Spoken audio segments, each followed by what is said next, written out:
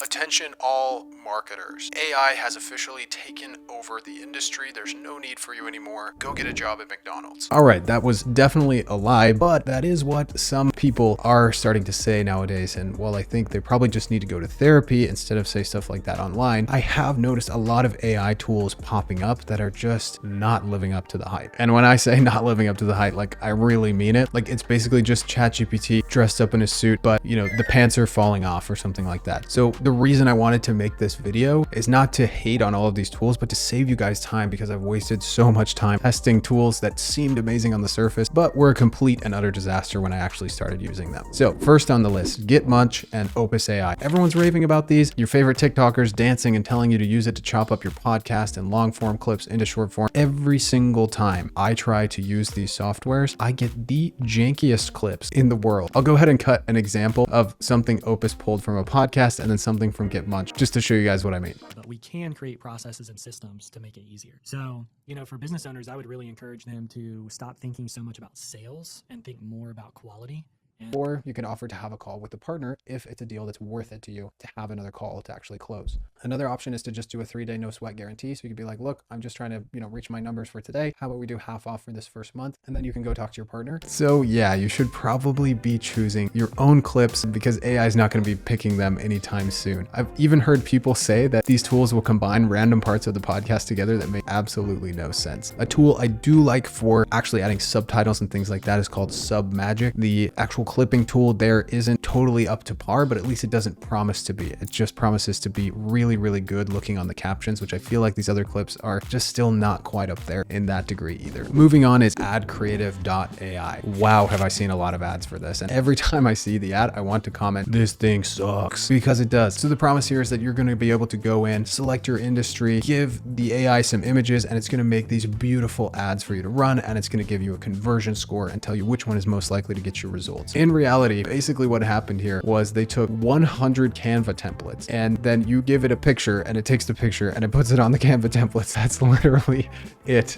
It's so bad. So I don't even think this could be called AI. Maybe it's just combining two things. And then here's the thing, when you look at it, it's just not quite perfect a lot of the time. So I end up saying, okay, this is a good idea for a design. However, the picture's too small, the text is weird. So I just ended up sending it to my designer anyway. And yeah, like what's the point? Okay, next up, I know a lot of you get uncomfortable cold calling. And I know all of you have seen this ad about Air AI. They say it's the world's first ever AI that can have full on 10 to 40 minute long phone calls, sound like a real human with infinite memory and perfect recall. I've spoken to probably a dozen people about this software and not one of them could say they even liked it, kind of. A few problems here. First of all, when the AI calls somebody, there's a massive pause before they say anything. So you're gonna call, then it's gonna go contact the person. They're gonna be like, hello, and then out of the blue, a human sounding voice is going to come and say the first line that you gave them. Hey, Rebecca. Hello? Yes? Hello? Hey, Rebecca. I just wanted Yes. to see if I could ask you a quick question. And this leads me to my next point, which is that the voice is just not all there. It sounds like it's all there sometimes, kind of, but I'll give you an example. Let's roll a clip. Are you open to a Zoom chat where we can show you how it all works? Sorry, I'm driving. I cannot understand what you're saying because the voice is not coming correctly. No worries at all. Safety first, right? I totally understand. How about we schedule a time for a Zoom chat when you're not driving? You're talking more like a robot. So you combine that with not only the pause at the beginning of the call, but the pause between when the person responds and when the AI replies back to them. Nobody thinks this is not a robot. I'm sorry, I hate to break it to you. Now there is a world where you could use this tool and just go ahead and say, hey, this is AI. Have you ever had an AI phone call before? And acknowledge it up front, and that could work. I'm not 100% sure on pricing details, but I've heard things getting thrown around like you have to invest $12,000 up front to use it. Could be wrong. I'll put the details on the screen. We're going to research it after this video.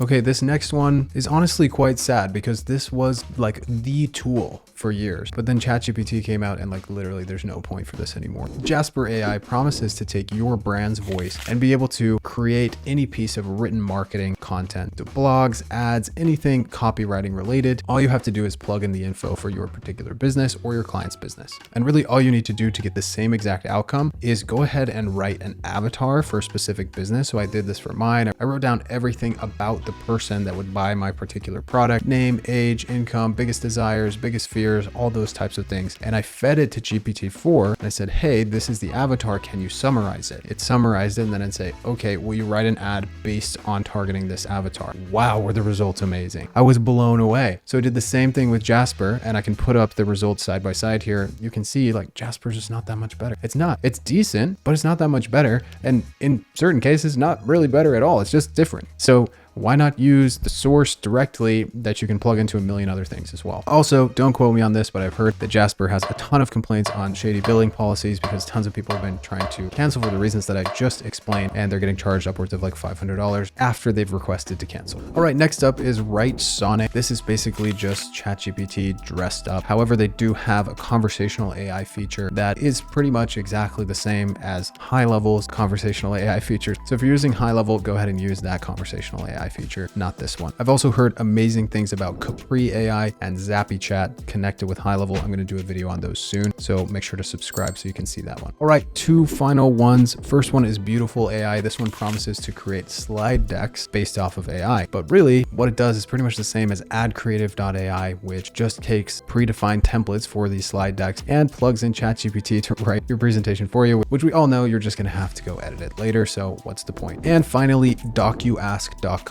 This one is supposed to transform your user product content manuals, any documents, into interactive guides by allowing customers to chat with those materials. Pretty cool on the surface. And the only reason this one is on the list is I could not get it to work for me. I tried with multiple different documents, multiple different devices, everything, and I just couldn't get it to do what it was supposed to do. But you don't want the thing that you're giving to your customers to review your stuff to be having a bad day any day. So proceed with caution. So if you're the type of person that likes headaches, being super frustrated, and wasting time, definitely check out these AI tools, guys. Really going to help you out. However, if you're interested in some AI tools that actually help you and really drive the needle forward, check out this video I made on the top 10 AI tools that actually help. Thanks so much for tuning in. We'll see you in the next one.